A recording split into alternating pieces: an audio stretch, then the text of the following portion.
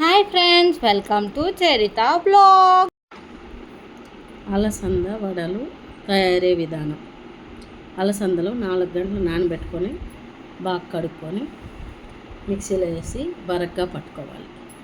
తీసి ప్లేట్లో పెట్టుకొని జీలకర్ర, కొత్తిమీర, కరివేపాకు, ఎర్రగడ్డలు వేసి బాగా కలుపుకోవాలి.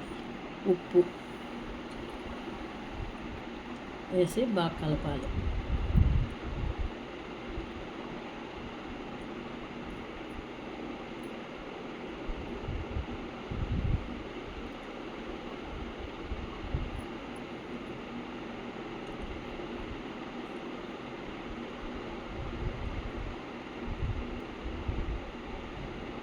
పొయ్యి మీద బాండ్లు పెట్టుకొని నూనె పోసి బాగా కాగిన తర్వాత వడలు వేసుకోవాలి.